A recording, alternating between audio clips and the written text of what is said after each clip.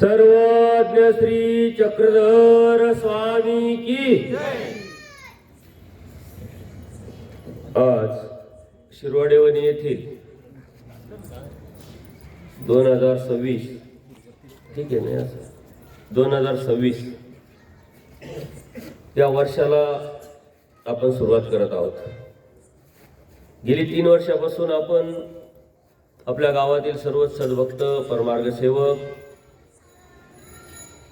सर्व बुजुर्ग वर्ग यांच्या मार्गदर्शनातून सर्वजण सेवास्तिक मंडळाचे सर्व पदाधिकारी दर पौर्णिमेला हे कार्यक्रम आयोजित करत असतात, सत्संग आयोजित करीत असतात आणि ही परंपरा अखंडित ठेवत 2026च्या पहिल्या पौर्णिमेचा आज सत्संग आहे. परमार्ग सेवक मंडळाचे संचालक शरद पवार दाजी यांच्या कुटुंबियांच्या वतीनं हा कार्यक्रम आज संपन्न होत आहे. सर्वात प्रथम मी नवीन वर्ष तुम्हाला सर्वांना सुखाचं समृद्धीचं भरभराटीचं जावं ही प्रभुचरणी प्रार्थना करेल. सर्वच सद्भक्त बंधू आणि भगिनींनो, तुमच्या गावामध्ये अनेक वेळा येण्याचा योग आला, अनेक सत्संग घेण्याचा योग आला. हे आपलं परमार्ग या अच्युत गोत्र्याचं नातं, स्वामी श्री चक्रांच्या परिवारातलं हे नातं अधिक दृढ या सत्संगातून होत असतं. आपण धार्मिकता करतो, धर्म जोपासतो, त्यासाठी जे सत्संग घेत असतो आणि या सत्संगाच्या माध्यमातून नवीन पिढीला आपल्या धर्माची ओळख व्हावी, ही परंपरा धर्माची पुढच्या पिढीपर्यंत जावी यासाठी सत्संग लाभत असतात. आणि दरवेळेस ज्याही वेळेस तुम्ही मला बोलावता त्यावेळेस माझ्याबरोबर कोणीतरी असतं. आजही परमार्ग सेवक सर्वज्ञ सेवास्तिक मंडळाचे ज्येष्ठ अध्यक्ष शांताराम दादा खांदवे, त्याचप्रमाणे उपाध्यक्ष परमार्ग सेवक गजानन राठोड, त्याचप्रमाणे उपाध्यक्ष दुसरे परमार्ग सेवक कृष्णदादा मुदगुल गोळेगाव, हे आलेले आयनेंनी आपले विचार पण मांडले. आपण धार्मिकता करतोय, का करतोय, कशासाठी करतोय याचं अनेक वेळा विवेचन मी केलं. परंतु यातलं जनरल एक विषय जर आपण घेतला, बघितला, एक फक्त आणि फक्त आपल्याला सुख पाहिजे. सुखासाठी आपण धडपडतो, सुखासाठी काम करतो, शेती करतो, व्यवसाय करतो. तसं धार्मिकतेचंही कारण आपण सुखासाठीच करतो. दुःखासाठी कोणीही काम करत नाही, धार्मिकताही करत नाही. आणि मला सुख भेटावं या सुखाच्या अभिलाषेपोटी धार्मिकता करत असताना ती समजून उमजून न घेता अनेक उपक्रम आपण राबवत असतो. मग स्थानवंदन असेल, क्रिया असेल, मंदिरात येऊन दररोज दर्शन घेणं असेल, विडा ठेवणं असेल, पंचावतार उपार करणं असेल, असे अनेक उपक्रम आपण राबवत असतो. प्रत्येकाच्या सुखाच्या व्याख्या वेगवेगळ्या आहेत. कोणाला कशात सुख वाटतं, कोणाला सुख वाटतं, कोणाला श्रीमंतीत सुख वाटतं, आणि एखाद्याला असं वाटतं की मला काहीच नको, याच्यातही सुख वाटतं. असे असतात समाधानी व्यक्ती, निवृत्तीला गेलेले. म्हणून प्रत्येकाच्या सुखाच्या व्याख्या वेगळ्या आहेत आणि धार्मिकतेचा उद्देशही तोच आहे. परंतु खरंच आपण धार्मिकता करतोय म्हणजे आपण सुखी झालो का याचा कधीतरी विचार करा, काहीतरी चिंतन करा. धार्मिकता करणारे लोक सुखी आहेत अशी मानसिकता आपल्या मनामध्ये निर्माण झालेली आहे. परंतु तरी आपण सुखी आहोत का? आपण तर धडपड करतोय, पळतोय, काम करतोय, कष्ट करतोय. प्रत्येकाकडे कोणाला तरी कुठंतरी तक्रार करत असतो, अपेक्षा करत असतो. अपेक्षा भंगाचं दुःख आपल्याला उपभोगता येतं. वर्षभर आपली चढ उतार, संकट, आडी अडचणी याला तोंड देत संघर्ष करत असतो. धार्मिकता करतोय परंतु जीवनामध्ये आडी अडचणीही आपण सोडवण्याचा प्रयत्न करत असतो. आणि हे करत असताना आपणच करतोय असं नाही. इतिहासात जर गेलो, द्वापार युगात जर गेलो, श्रीकृष्ण महाराजांचे भक्त पांडव यांना कमी त्रास झाला का, कमी दुःख झालं का, कमी अपमान झाला का? परंतु एवढ्या अडीअडचणीतही, दुःखातही, संकटातही त्यांच्या हक्काची गोष्ट आली आणि हक्कही भेटत नाही, म्हणून महाभारत घडलं, युद्धाची वेळ आली. त्यावेळेस त्यांनी आपल्या दुःखाकडे नाही बघितले, आपल्या अपमानाकडे नाही बघितले, आपल्या विचाराच्या, बुद्धीच्या कसावरती जाऊन एक भान त्यांनी ठेवलं. आणि धार्मिकता करत असताना जर आपण भान ठेवलं तरच आपल्याला सुख प्राप्त होईल. ते भान कशाचं होतं? ज्या वेळेस युद्धाची वेळ आली, श्रीकृष्ण महाराजांनी कौरवांना समजावण्याचा प्रयत्न केला, ते समजण्याच्या पलीकडे गेले. शिष्टाई करताना ती शिष्टाई पूर्णपणे यशस्वी झाली नाही आणि युद्धाशिवाय आता पर्यायच नाही. मग आता युद्धाशिवाय पर्याय नाही, तर त्यावेळेची गोष्ट काय होती? युद्ध करायचं. मग ते काही दोन राजांमध्ये नसायचं. आजही आपल्या देशामध्ये बघा, पंतप्रधान ह्या देशात जा, त्या देशात जा. हे कारण काय? ज्यावेळेस पुढे जाऊन ते राजकारण करण्याची वेळ येईल, काही अडीअडचणी येतील, तसे आपल्याकडून काही देश असले पाहिजे. आणि प्रत्येक जण कोणाला तरी सपोर्टर असतो. चांगल्या विचाराच्या बरोबर, चांगल्या विचाराच्या माणसाबरोबर राहण्याचा आपण प्रयत्न करत असतो. तसंच त्याही वेळेत झालं आणि वेळ आली श्रीकृष्ण महाराजांवर. ते सर्व संबंधी होते, मग कौरव असो नाही तर पांडव असो. परमेश्वर सम जीव विषम. आत्ताच बळेगावची सद्भक्त मंडळी आली. अनिल दादा आहे, शरद दादा आहे, अरुण दादा आहे, रतन दादा, सर्वांचे टाळ्या वाजून आपण स्वागत करू. ज्यावेळेस श्रीकृष्ण महाराजांवरती वेळ आली, युद्ध टाळता आलं नाही, येणार नाही, आणि सर्वांचे संबंधी आहे आणि परमेश्वर सम असतो, जीव विषम असतात. आपल्यामध्ये वर्गीकरण आहे, पण परमेश्वराच्या समोर कोणी या जातीचा नाही, या धर्माचा नाही, या संप्रदायाचा नाही, सर्व सम. आणि त्यावेळेस अर्जुन देव ज्यावेळेस श्रीकृष्ण महाराजांकडे गेले, काहीतरी मागावं लागेल. तुम्ही कोणाच्या बाजूने लढाल, तुम्ही कोणाच्या बाजूने असाल हे विचारावं लागेल. आणि कौरव म्हणजेच दुर्योधन, त्यांचे मोठे ज्येष्ठ बंधू, ते पण श्रीकृष्ण महाराजांकडे गेले. माणसाच्या विचारधारेवरती आपलं सुख अवलंबून असतं.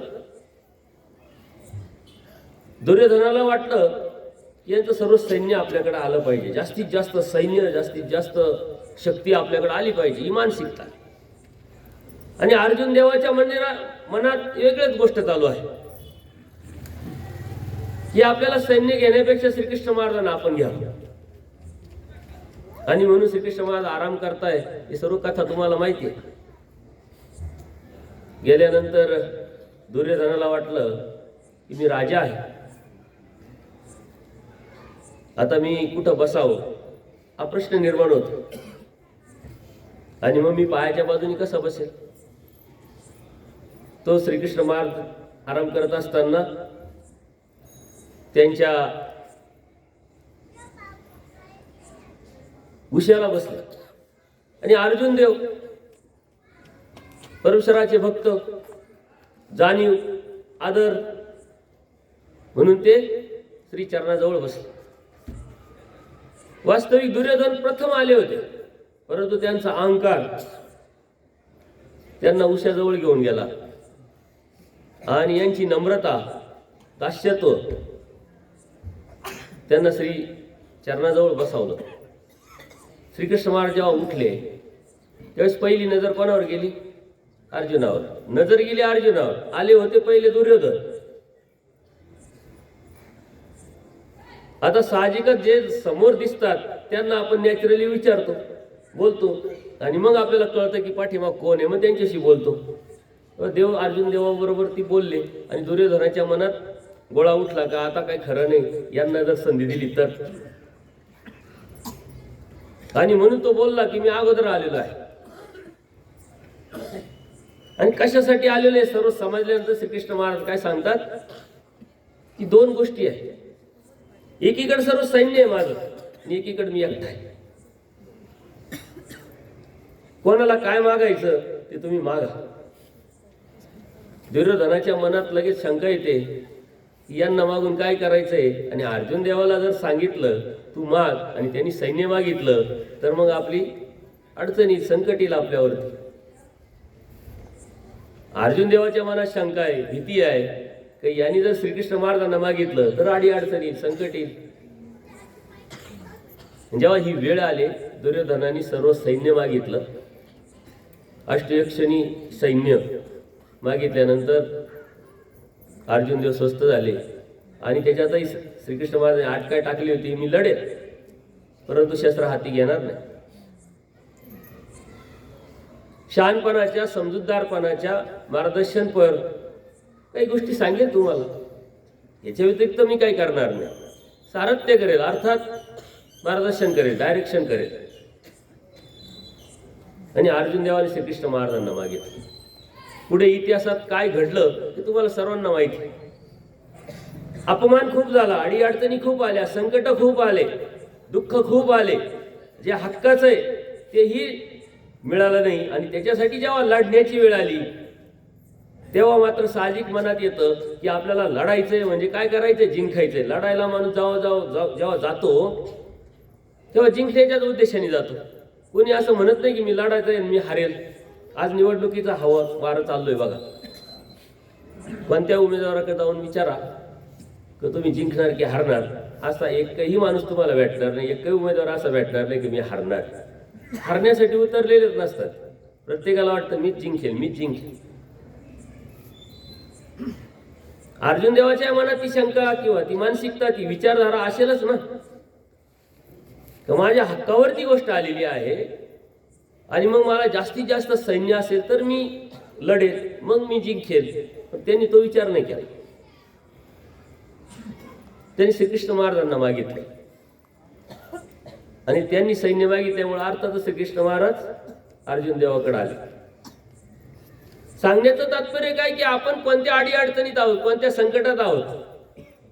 आपल्या जीवनाची लढाई लढत असताना, सुखाच्या पाठीमागे जात असताना, सुखासाठी सर्व करत असताना खरंच धार्मिकतेतून सुख भेटतं का, आणि धार्मिकतेसाठी जे करतोय ते सुख भेटतं का, त्याच्या व्यतिरिक्त काही करावं लागेल.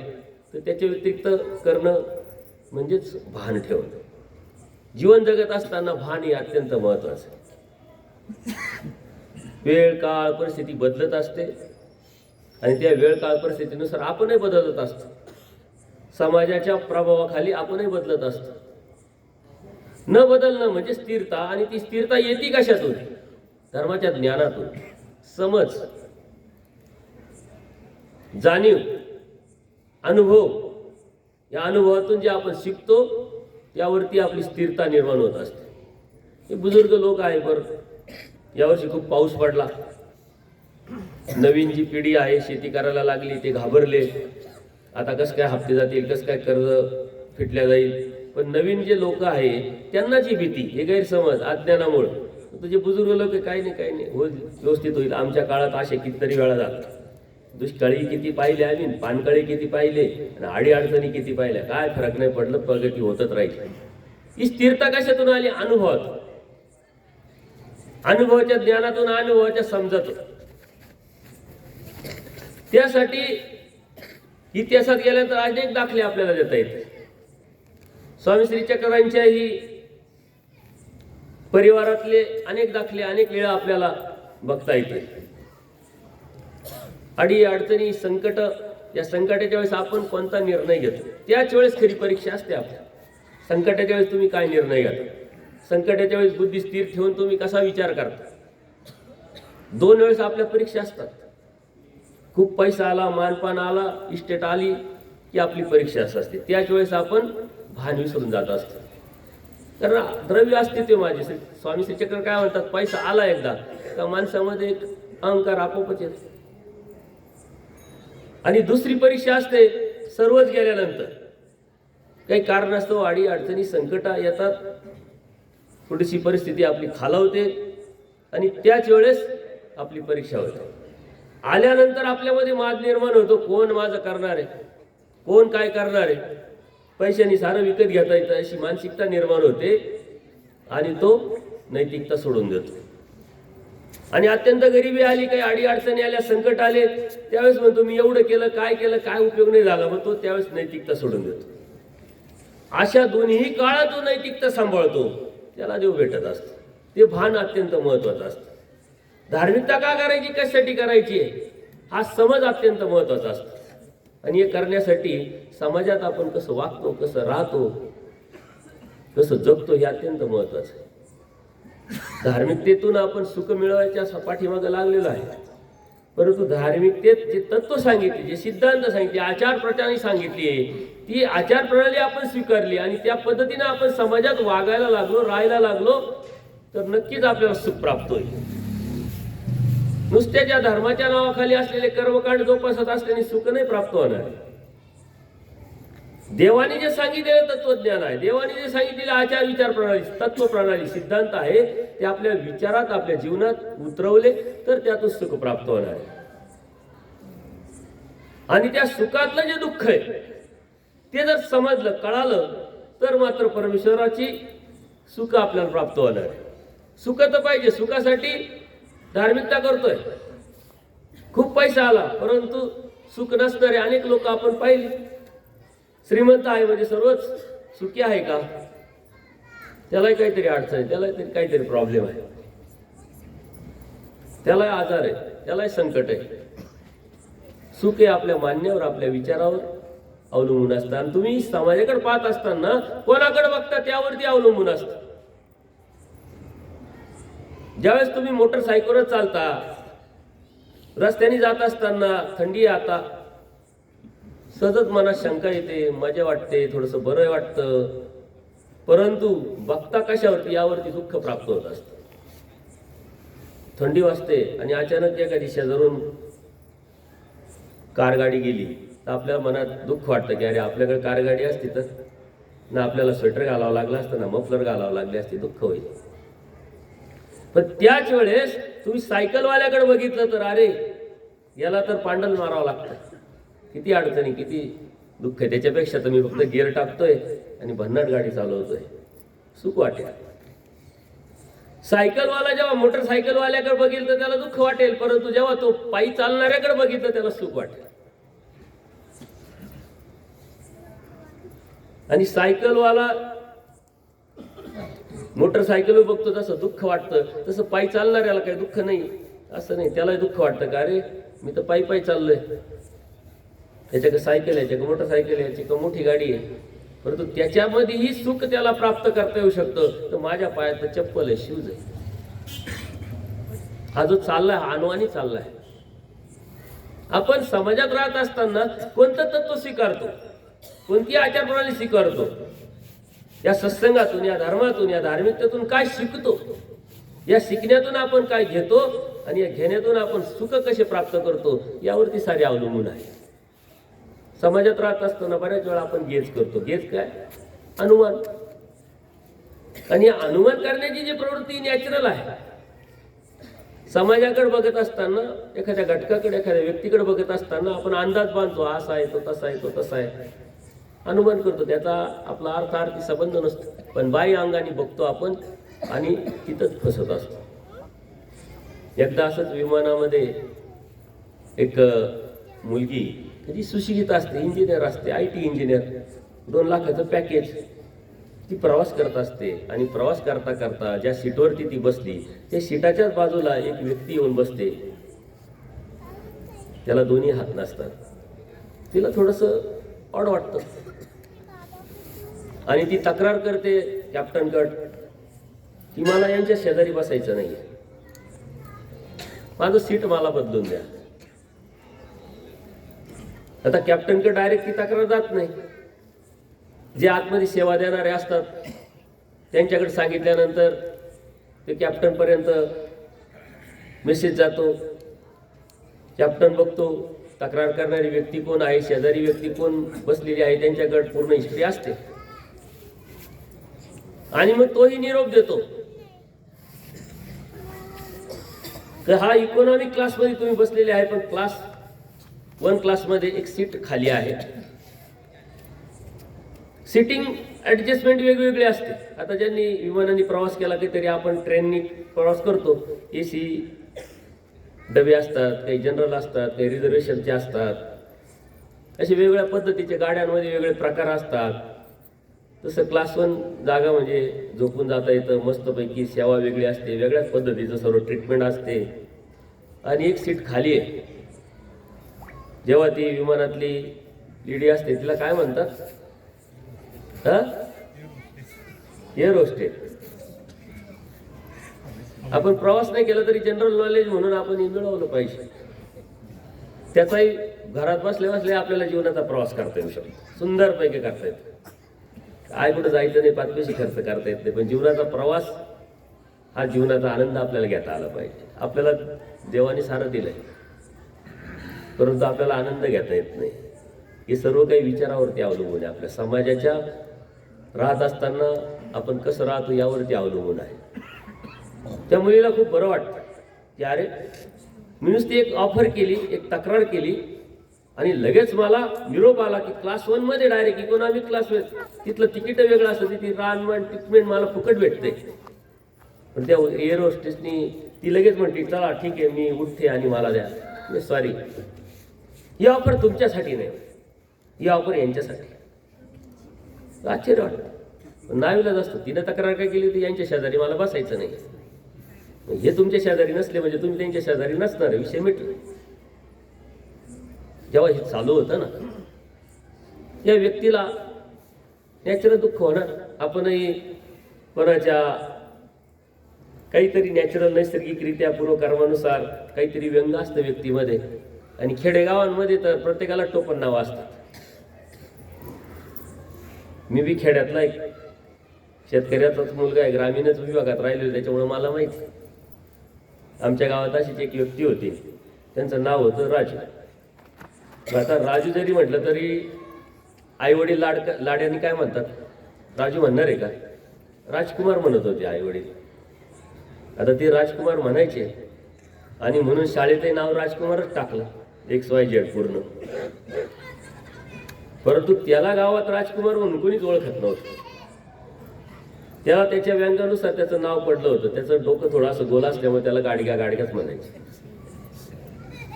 आपल्याकडे बी ते असतं एक पद्धत, ते प्रेमाचं असतं, लाडाचं असतं, आपलेपणाचं असतं, त्याच्यात काही वेगळी मजा पण असते.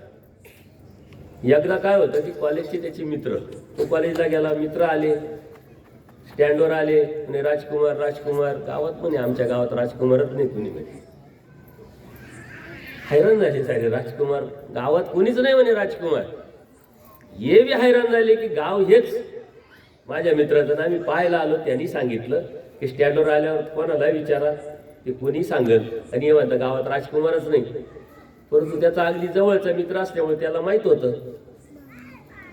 अरे म्हणे राजकुमार म्हणजे तो गाडग्या राजू आहे. आणि मग टोपण नाव असतं. दुःख होतं ना. त्यांना हात नाही आणि ती लेडी तक्रार करते की मला यांच्या शेजारी बसायचं नाही. त्याला दुःख होणार आहे नॅचरल. परंतु ज्या वेळेस कॅप्टन कडून निरोप येतो तर तुमच्यासाठी क्लास 1चं सीट ऑफर केलेलं आहे आणि तुम्ही इथून उठून आता तिथं जायचंय तुम्हाला. अत्यंत आदराने त्यांना ते घेऊन जायला लागले आणि मी 2 मिनिटं म्हणे मी माझे दुःख व्यक्त करतो. मी एक सैनिक आहे म्हणे, मेजर आहे आणि XYZ अशा लढाईमध्ये माझ्या हातांना गोळ्या लागल्या. त्या लागल्यामुळं डॉक्टरांनी निर्णय घेतला यांना जर वाचवायचं असेल तर हात तोडावा लागेल. माझे हे हात या देशाच्या संरक्षणासाठी, या समाजाच्या सुखासाठी गेलेले आहे. आणि आजपर्यंत मला त्याचा खूप अभिमान होता. परंतु ज्यावेळेस ही गोष्ट चालू होती त्यावेळेस खूप दुःख झालं. मी कोणासाठी लढलो, कोणासाठी मी सीमेवरती माझे हात काढून टाकले, याचं खूप दुःख झालं मला. परंतु ज्या मिनिटाला कॅप्टन कडून निरोप आला की तुम्हाला क्लास 1 मध्ये असलेल्या सीटवरती बसायचं आहे, त्यावेळेस तो माझा अभिमान द्विगुणित झाला का कोणीतरी आमची जाणीव, कोणीतरी आमची किंमत करणारे आहे. सांगण्याचं तात्पर्य काय, त्या मुलीनं काय बघितलं, तिला एक डिग्री आहे, पैसा आहे, साऱ्या गोष्टी आहे, परंतु तिने बाय अंगाने जज केलं. जज आपण जज करत असतो विनाकारण, कारण नसताना आपण कोणाला तरी जज करत असतो. परंतु इतकं मात्र लक्षात ठेवा की आपण जज जेव्हा करतो तेव्हा सारा समाज आपल्याला जज करत असतो. हे जेव्हा तुम्ही मनात ठाम करून ठेवाल ना, त्या मिनिटाला सुख यायला सुरुवात होती तुमच्या बाजूला. आपण दुसऱ्याचं जज करतो, पण सारा समाज मला जज करतोय, सारा समाज माझ्याकडे पाहतोय. त्याचं जर भान ठेवून जगायला सुरुवात केली तर नक्कीच सुख प्राप्त होईल. खूप धार्मिकता करताय, परंतु याचे त्याचे अनुमान, याचे त्याचे कुटाळे, याला त्याला नाव ठेवत जर आपण असेल तर खरंच सुख येईल का? धार्मिकता कमी करा थोडीशी, काय हरकत नाही. एखादी क्रिया कमी करा, एखादं स्थानवंदन कमी करा. सत्संगामध्ये खूप कामाच्या व्यापामध्ये नाही जमलं एखाद्या वेळेस, काय हरकत नाही. परंतु दुसऱ्याला नाव ठेवून दुसऱ्याचे जज करणं जर बंद केले तर त्याच धार्मिकतेच्या पलीकडे जाऊन कितीतरी फायदा तुम्हाला होऊ शकतो.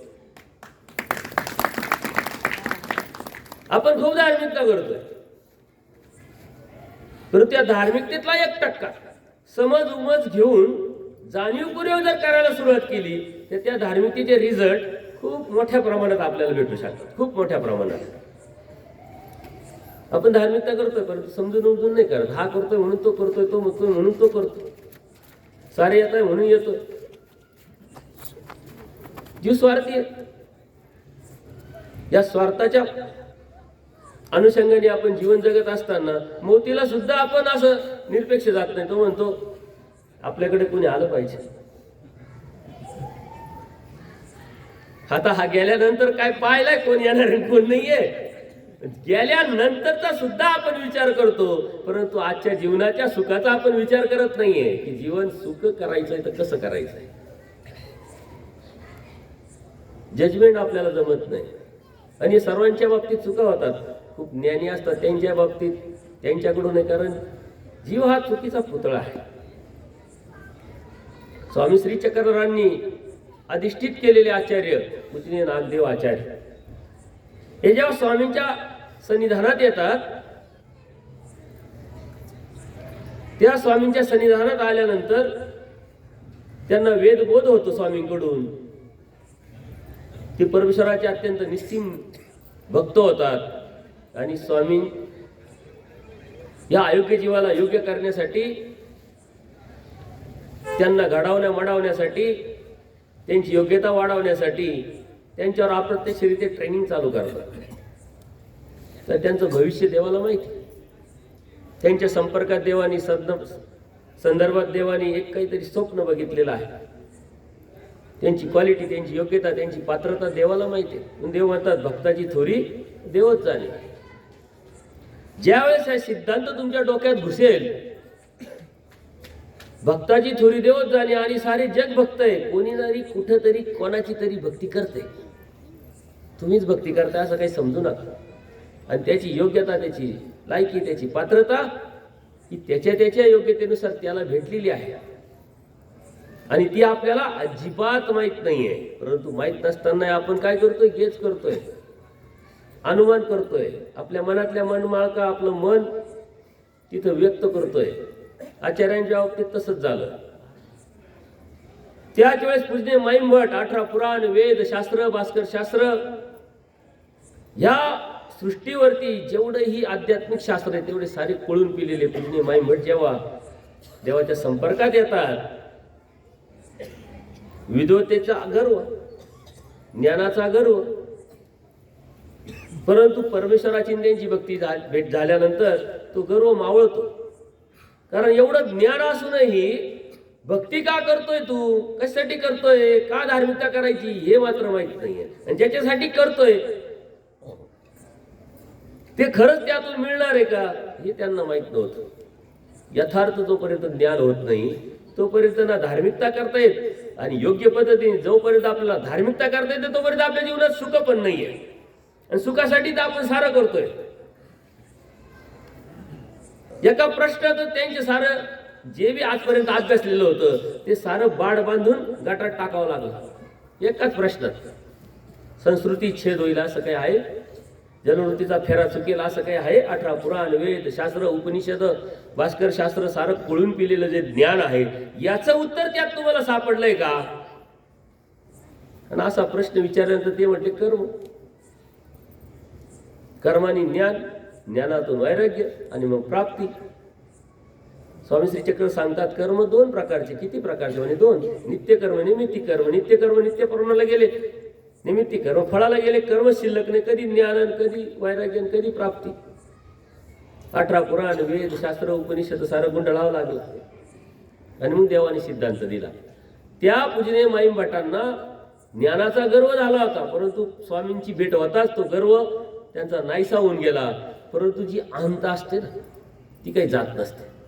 बायांगाने आपण घातली अनंता, बायांगाने आपण किती चांगलं वागतो, चांगलं बोलतो, आणि असं या जगात आपल्यातलं नाही पण जगात कोणी नाही का मी वाईट आहे, मी नालायक आहे, मी असा आहे, मी तसा आहे, कबुली देणारा असं कोणी भेटत नाही. जोपर्यंत आपले दोष आपल्याला कळत नाही तोपर्यंत आपण सुखी पण होऊ शकत नाही. आपल्याला साऱ्या दुनियेचे दोष कळतात पण आपले दोष कधीच कळत नाही. माईम भटांनी बघितलं की आचार्य नागदेव तोपर्यंत तर काही आचार्य नव्हते, देव तर त्यांना वानऱ्या म्हणायचे. कारण त्यांची शारीरिक चपळता अशी होती का फटाफट झाडावर चढायचे, झाडावरून तिकडं चढायचे. त्यामुळे देवाने त्यांनी टोपण नाव ठेवलं होतं. जसं आता मी तुम्हाला टोपण नावाची एक कथा सांगितली, वानऱ्या म्हणायचे. पूजनीय माईम भट त्यांच्याकडं समजून न घेता जज करायला लागले की हे काय फक्त खायसाठी झाले, यांना काय येत असं, आणि देव काय जवळ घेऊन यांना सांगत राहतात. जज केलं. तर देवाला माहिती आहे, मनात ते जाणतात भविष्यात त्यांना आश्चर्य करायचंय, आणि या आचार्यांच्या विषयी कोणाच्या तरी मनात जर असं असेल तर ते काढावं लागेल. त्यातून एका दगडात 2 पक्षी आपण म्हणत राहतो. यातून माईम भटांचा गर्वही काढायचा आहे देवाला, आणि माईम भटांची बुद्धी आचार्यांवर आणायची पण आहे, आचार्यांच्या प्रत्यक्षरित्या ओळख पण द्यायची. देव बसलेले आहे, आचार्य बसलेले आहे, माईम भट येतात आणि देव आचार्यांना सांगतात यांच्याशी चर्चा करा, शास्त्र चर्चा करा. ज्याप्रमाणे माईम भटांना आचार्यांची ओळख आहे त्याप्रमाणे आचार्यांना माईम भटांची ओळख आहे. एवढे ज्ञानी 18 पुराण वेद शास्त्र भास्कर सारे उळून पिलेले, आणि अचानक असा प्रश्न आल्यानंतर त्यांच्या मनात येतं की अरे आपण काय चर्चा करायची, आपलं असं होईल, यांच्याशी काय बोलायचं. ते म्हणते देवा आम्ही काय बोलू आणि यांच्याशी काय बोलू. ते म्हटले बोला. तरी मला शंका. तिसऱ्यांदी जेव्हा बोलले देव तेव्हा ते चर्चा करायला सुरुवात केली. पूजनीय माईम भट ते अद्वैतवादी होते, संस्कृत पंडित, आणि या अद्वैतवादाचा सारा आयुष्यभर अभ्यास केला. आणि आचार्यांना अद्वैतवादावरती जेव्हा चर्चा करायला सुरुवात केली तेव्हा त्यांनी एवढं ऐकलंच नव्हतं, असे काही ऐकलंच नव्हतं की आजपर्यंत मी अभ्यास केला त्यातलं आहे. त्यांचा सर्व गर्व आरहण झाला. जेच काय केलं होतं दिसलं काय. म्हणून कोणाची थोरी काय आहे, कोणाची योग्यता काय आहे, कोणाची पात्रता काय आहे हे आपल्याला माहित नाही, समजत नाही. जेव्हा माईम भटांचा गर्व झाला, माईम भटांची बुद्धी आचार्यांवरती आली. अनेक वेळा अशा अनुषंगाने मग कोणाला आपण जज करणं बंद करा. जज करणं बंद केलं की आपल्याला सुख लगेच यायला सुरुवात होईल. जीवन आपलं आहे, सुख आपले, जीवन आपले, सुख आपल्याला पाहिजे. तर दुसऱ्यामुळे आपण का दुःखी व्हावं. आपल्याला आपलं कळतच नाही आपण काय वागावं, काय कसं करावं. आपण पारावर जरी बसलो तरी आपला बी चर्चा करत नाही. आपण करतो का चर्चा? साऱ्या गावाची चर्चा करतो, उटाळे काटाळे करतो. आता तुमच्या गावात आणि तुमच्या तालुक्यात काही निवडणुका नाही आहे, तुमच्या गावात निवडणुकीच्या चर्चा कमी आहे का? नगरपालिकेच्या कोणी कोणाचं पळावलं, कोणी कोणाला तिकीट दिलं, कोणी काय केलं, काय संबंध नाही. अर्थ जेव्हा दुसऱ्यांवरती चर्चा करायला सुरुवात कराल त्या मिनिटाला दुःख, आणि ज्यावेळी स्वतःवरती चर्चा करायला सुरुवात कराल, स्वतःचा विचार चिंतन कराल, त्या मिनिटाला सुख चालू होत जाईल. जज करणं बंद करायचं. आपण जज करतो, बायांगाने पाहतो, तर असं असेल असं समजतो, जाणतो, आणि त्या पद्धतीनं अनुमान द्यायला सुरुवात करतो. आज सोशल मीडियाचा जमाना आहे बघा. सोशल मीडियामुळे काय होतं, प्रत्येकाला व्यक्त व्हायला वाव भेटलाय. फेसबुक पाहतो, व्हॉट्सअप बघतो, अजून काय काय बऱ्याच गोष्टी या नवीन पिढीला खूप जास्त माहिती आहे. आम्ही फेसबुक व्हॉट्सअप पुरतच मर्यादित आहे. त्याच्यात एखादी पोस्ट येते, आपला अर्थार्थी ज्ञान देणं नाही, आपण झाली चुकीचं आहे लगेच व्यक्त व्हायला सुरुवात करतो, तिथं परिहार द्यायला सुरुवात करतो. अर्थार्थी संबंध नसतो, किंवा दोघं जण कोणीतरी बोलत असतात, ते काहीतरी चर्चा चालू असते, त्यांच्या भावबंदकीतली असेल, त्यांच्या नात्यातली असेल, आपला अर्थार्थी संबंध नसतो, पण तिथं येऊन आपण त्यांच्यामध्ये सहभागी होतो. तुम्ही दोघे कसे चुकीचे हे सांगून आपण क्रेडिट घेण्याचा प्रयत्न करतो, आपला विचार त्याच्यावर लादण्याचा प्रयत्न करतो. आपण स्वतंत्रच होत नाहीये, आपण दुसऱ्याच्या अनुषंगाने चालतो. एखाद्या गोष्टीचा विचार केलेला असतो, निर्णय घेतलेला असतो, पण कोणीतरी येऊन सांगतं की नाही ते असं नाही, ते चुकीचं आहे, आपण लगेच बदलतो. आपण स्वतंत्र होत नाही. या ग्रामीणमध्ये अशा काही म्हणी आहे का, त्या म्हणीचे अर्थ जर घेतले तर खरंच तत्वज्ञानामध्ये ते खूप सुंदर बसतात. आणि बिन बुडाचं गाडगं म्हणजे जिकडं लोटलं तिकडं लोटलं, याला काही विचारच नाही. ठाम विचार. जोपर्यंत तुम्ही निर्णयापर्यंत जात नाही, तुम्ही स्वतंत्र होत नाही. माझं सुख कशात आहे, माझं दुःख कशात आहे, मला आजपर्यंत जे दुःख झालं ते कशामुळे मिळालं, आणि सुख जर प्राप्त करायचं असेल तर मला कसं वागावं लागेल, कसं राहावं लागेल. जोपर्यंत तुम्ही स्वतंत्र विचार करत नाही तोपर्यंत तुम्हाला सुखच येणार नाही. तुम्ही किती विडेवान, किती स्थान करा, किती स्मरण करा, किती सत्संग ऐका, जीवन आपलंय. आपण स्वतंत्र झालो पाहिजे. आपण दुसऱ्यावर अवलंबून आहे, कोणाच्या तरी आपण अधीन झालेलो आहे.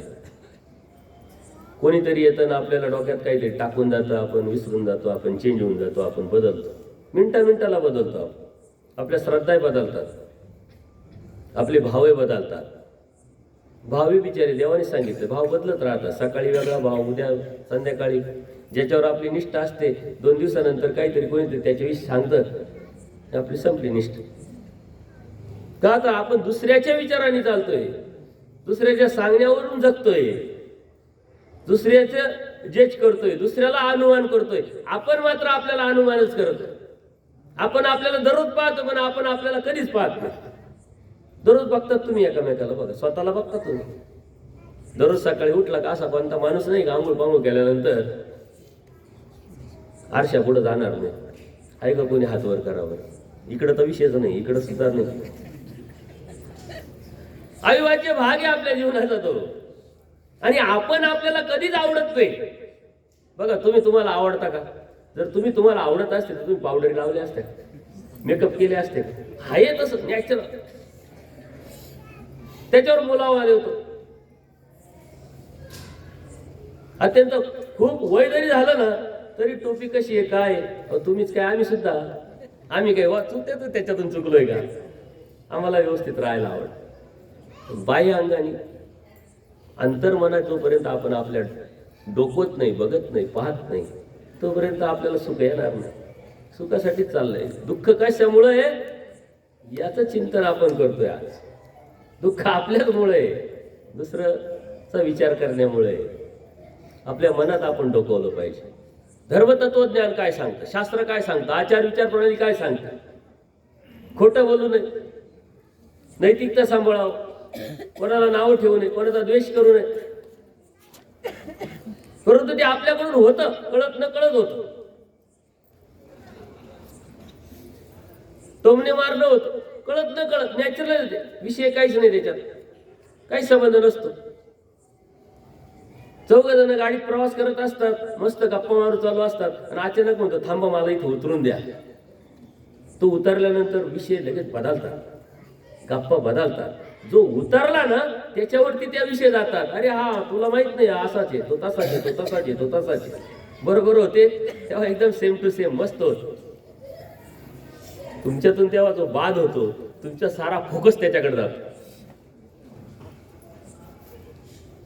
हे जेव्हा आरशा पुढे सकाळी उभं राहतो ना, तेव्हा दिवसभरात मी काय काय केलं.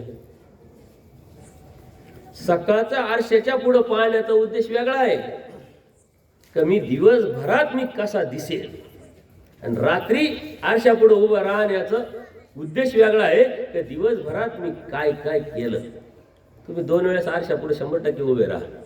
आणि संध्याकाळी शक्यतो आपण आरशा पुढे उभं राहतो. पुढे जायचं असेल तरच. तर संध्याकाळी काय करायचं, कामं विमं केलेलं राहते, जेवण करायचं, झोपायचं राहतं, त्याच्यामुळे शक्यतो नाही. सकाळी मात्र आंघोळ पांघोळ केल्यानंतर देवपूजा करायच्या अगोदर देवाकडे जाताना सुद्धा आपण व्यवस्थित गेलो पाहिजे. आणि नॅचरल आहे, चांगलं पण आहे. रात्री एकदा उभं राहतो, तर दिवसभरात मी काय केलं मनात डोकं. आपण प्रत्येकाला टोकलेलं आहे, प्रत्येकाला झापलेलं आहे, प्रत्येकाला नावं ठेवलेले, प्रत्येकाला शिव्या पण दिलेल्या आहे, पार अगदी बोटं मोडलेले. आपण आपल्यासाठी बोटं मोडले का कधी? नालाय का, तुला काय वाटतं का आपण कोण आहोत? आणि आपल्या मनात अशी विचारच आले कसे, तुझं वाटलं होईल. आपणच आपल्याला म्हणतो का कधी आरशापुढे उभे राहा. सुख यायला सुरुवात होईल. तुम्ही तुमच्यातून जेव्हा तुमचे विचार, तुमचे दोष, चुकीच्या क्रिया, केलेल्या चुकीचे कर्म हे मीच मला जेव्हा सांगायला सुरुवात करील आणि मीच माझ्यातून बाहेर काढेल, तोपर्यंत जो बाहेरचा आहे तो बाहेरचा, तो आतला आहे तो आतल्या आत येईल. आणि याचं भान निर्माण होईल का जो आतला आहे तो आतल्याच्या बाहेर आहे, बाहेरचा बाहेर आहे. आता शब्द काय तुम्हाला लक्षात येणार नाही, म्हणजे काय प्रकार आहे. परमेश्वर चिंतन. परमेश्वर कोण आहे? या अनंत ब्रह्मांडाच्या बाहेरचा आहे. अनंत ब्रह्मांडांच्या बाहेरचा परमेश्वर आहे. तो येतो कुठं? या ब्रह्मांडात येतो. तो बाहेरचा आहे, तो आत येतो.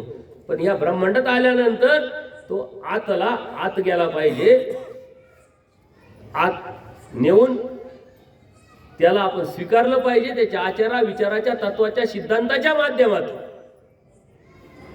तेव्हा सुख प्राप्त होईल. जो आतला आहे तोच बाहेरच्या बाहेर आहे याची जाणीव, याचा समज आपल्याला कळायला पाहिजे. का जो माझ्यामध्ये परमेश्वराने दिलेलं जे चेतनत्व आहे, जो बोध आहे, जो विचार आहे, आचार प्रणाली आहे, तत्व आहे, सिद्धांत आहे, माझ्या जीवनाचे सुंदर करण्याची जी रीत आहे, माझ्या जीवनाला सुख प्राप्त करण्याची जी रीत आहे, आणि मला आनंदाला नेण्यासाठी जे जे दिलंय तो माझ्या आतला तोच बाहेरचा आहे.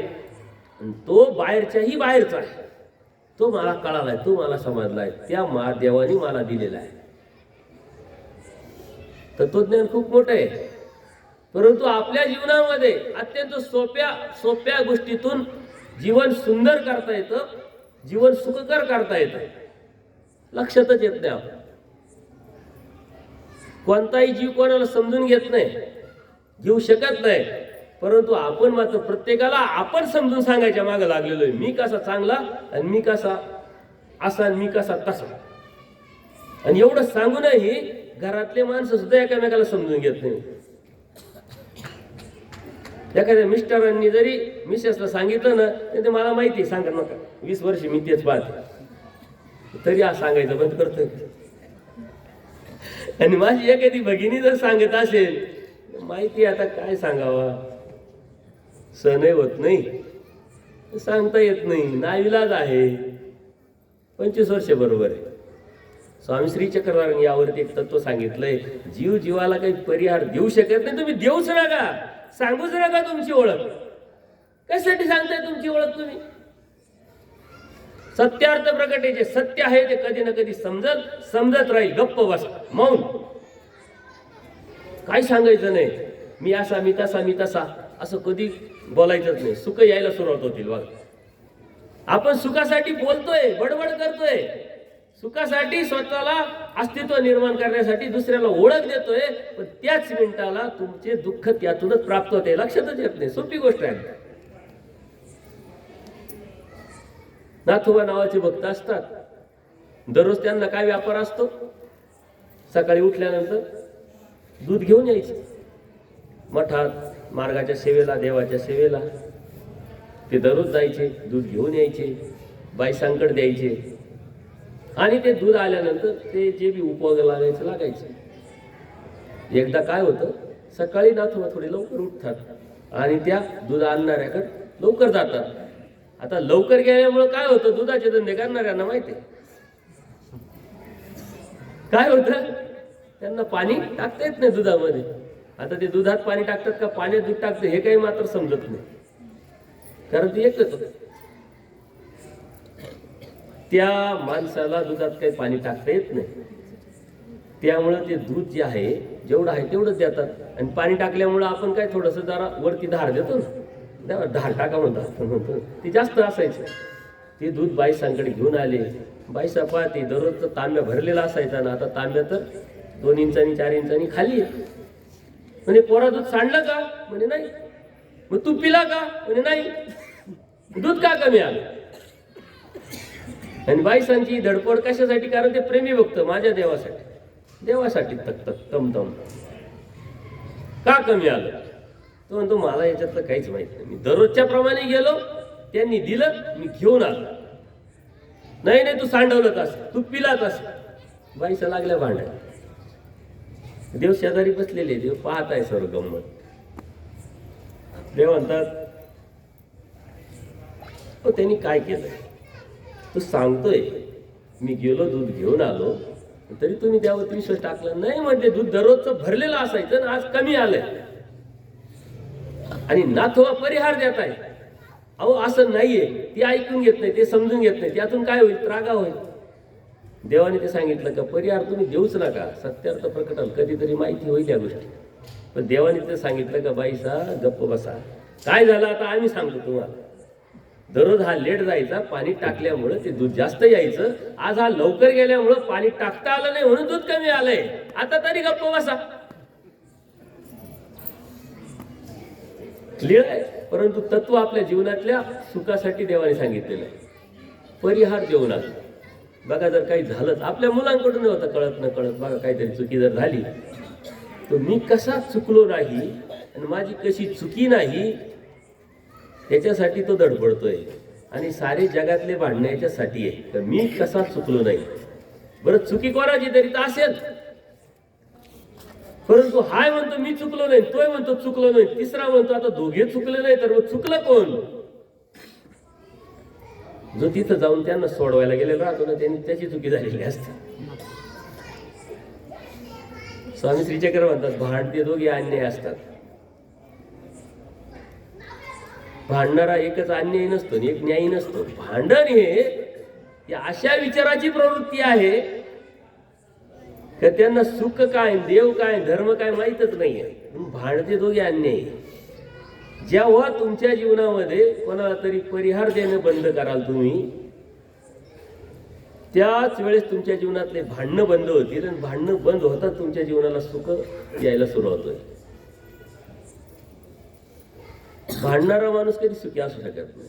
आणि एखाद्याचा स्वभावच असतो, याच्यावर भांडण, त्याच्यावर भांडण, त्याच्यावर भांडण. आणि आपला प्रपंच, आपलं जीवन भांडणा व्यतिरिक्त कोणाचंच नाही. असा कोणी आहे का की आमच्या जीवनात भांडणं झालेच नाही? हो, 5 वर्ष झाले, 10 वर्ष झाले, 20 वर्ष झाले, घरात नाही झाले तर गावात भांडणं करतो.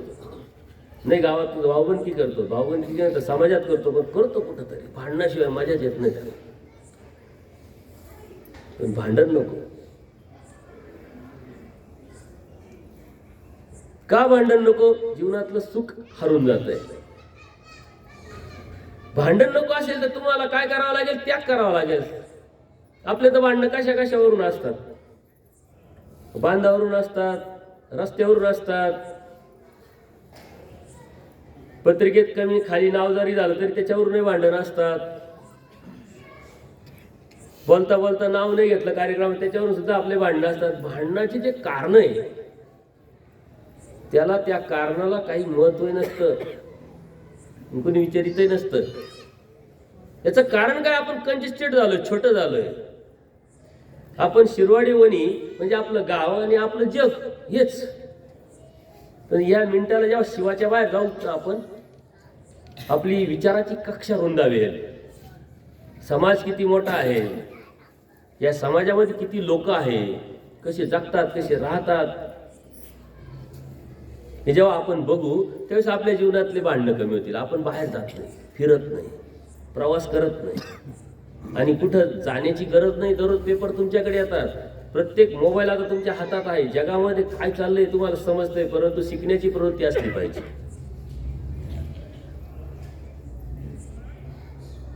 जे देवाने सांगितलंय सुख कशातून मिळणार आहे आणि आपण सुख मिळवण्यासाठी काय करतोय, यातले जर रस्ते चेंज झाले, रस्ते बदलले, तर आपल्या जीवनामध्ये आपण किती प्रवास केला तरी सुख प्राप्त होणार नाही. काय करायचंय आपल्याला? जज करणं बंद करायचंय, अनुमान करणं बंद करायचंय. भांडणं जीवनात होणार नाही याची काळजी घ्यायची. आणि भांडणं न होण्यासाठी सर्वात जास्त महत्वाचं काय? मौन. आणि तेच आपलं शक्य नाही. आणि ते मौन कुठून बंद होतं? तोंडाद्वारे. तोंडात काय असते? जीभ. ज्यांनी जीभ जिंकली त्यांनी जग जिंकलं असं आपण म्हणतो. पण जग आपलीच जीभ आपल्याला जिंकणं एवढं सोपं आहे का? तर स्वामी श्री चक्रवर सांगतात की सगळं इंद्रिय पकडले, पण ही जीभ हे इंद्रिय जर पकडलं नाही तर ते काही उपयोगाचं नाही. पण जीभ हे इंद्रिय जर पकडलं तर सगळं इंद्रिय पकडल्यासारखे वाटते. आणि तेच आपल्याला पकडता येत नाही. आपण व्यक्त कशातून होतो? जिभेतून. बरं, आपण मौन धरलं, तोंड बंद केलं, खाणं चालू केलं. तोंड बंद करायचं, खात राहा. त्यातून काय होईल? आजार वाढतील, प्रॉब्लेम्स वाढतील. म्हणजे दोन्ही बाजूने आपल्याला कंट्रोल करायची तिची. नवरा बायकोचे खूप भांडणं व्हायचे. आता कुठंतरी केव्हा तरी कोणाची तरी श्राद्ध असते, त्यांचे एक गुरु होते, त्यांच्यावर श्राद्ध होते. भांडणं वाढत चालले. नवऱ्याने विचार केला की आता हे अति झालं. बायको म्हणते हे अति झालं. अति दोघांचं होईल. दोघे उठले, गुरु महाराजांकडे गेले. बाबा, आमचे खूप भांडणं होतात. कशाने भांडणं होतात? कारणच नाही, हे विनाकारण भांडतात. ती म्हणते हे विनाकारण भांडतात. विनाकारण कुठं भांडण होतं का? कोणत्याही गोष्टीला कारणाशिवाय काही होतं का? आता हे विनाकारण, आता त्या बाबाला साऱ्या अभ्यासातून कधीच कळालं नाही. त्यांच्या लक्षात आलं की विनाकारण नाही, परंतु ज्याच्यामुळे होतंय हे मात्र यांच्या लक्षात येत नाही. आणि आता गुरु म्हणून जर आपल्याकडे ते आले तर आपल्याला मार्गदर्शन करणं गरजेचं. त्यांनी काय आयडिया दिली? म्हणजे मी सांगाल ते ऐकाल, म्हणे काही सांगाल ते ऐकत. भांडणं नाही झाले पाहिजे बाबा, असं काहीतरी औषध द्या. काय हरकत नाही. त्या बाईला मंत्र काय दिला? तर हे घरात आले तर तू लगेच दात घासायला सुरुवात करायची. आणि याला काय मंत्र दिला? तू घरात आला, कशासाठी येतो घरात? जेवणासाठी. जेवला तर लगेच बाहेर पडायचं. म्हणजे साऱ्या गावाला फिरून यायचं, इकडं तिकडं तिकडं. एकट्यानेच जायचं, कोणी जोडी घ्यायचं नाही. म्हणजे घरात राहायचं नाही. कामापुरतं, झोपायपुरतं, जेवायपुरतं. याच्या व्यतिरिक्त तू घरात जास्तीत जास्त दिवस राहिला नाही पाहिजे. आणि जेवढ्या वेळ हे घरात आहे तेवढ्या वेळ तुझ्या तोंडात ब्रश असला पाहिजे. हे दोनच उपाय मी सांगतो, ते सांग करा. त्याच्यानंतर औषध जे आहे ते देईन म्हटले, कारण औषधाचं आकर्षण खूप आहे आपल्याला. जर आपण डॉक्टरकडे गेलो, बायांचा एकच आजार असतो, डॉक्टर मला कसं तरी होतंय. डॉक्टरला माहित नाही कसं तरी होतंय.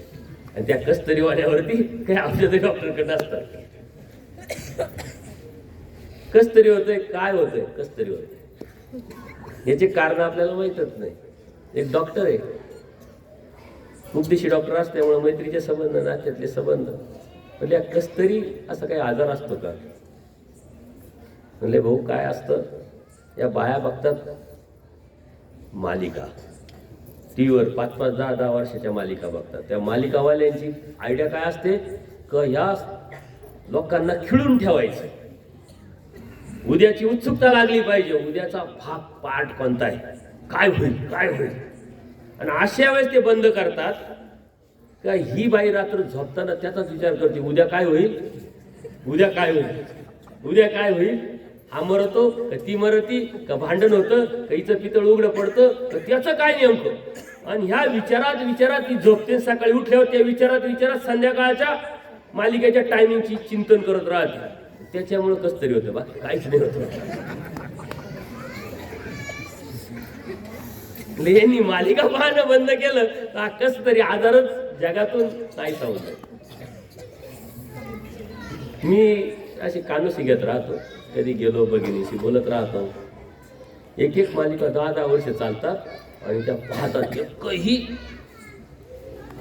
जो भाग आहे तो गेलेला नसतो. त्याचा परिणाम आपण आपल्यावर करून घेतो आणि आपल्या जीवनातले दुःख ओढून घेत असतो. हा उपाय त्यांना तर सांगितला आणि महिन्यानंतर या म्हटलं, यात कसूर करायचा नाही.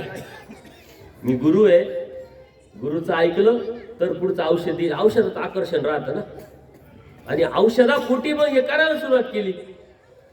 औषध देतील बाबा, औषध देतील बाबा, औषध देतील. आपण डॉक्टर गेलो, जर डॉक्टर सांगितलं असं असं होतं, डॉक्टर म्हटले तुम्हाला काहीच नाही, बीपी ओके, शुगर ओके, धडधड ओके, ठोके ओके, सारं ओके. आवाज कसं काय ओके म्हणतात.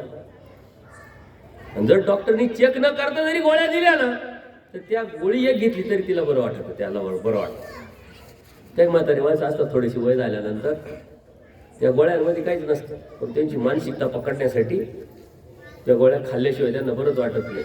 आमच्या आश्रमात एक आजी आली, वयस्कर होती, आणि 2 दिवस राहिली, 4 दिवस राहिली.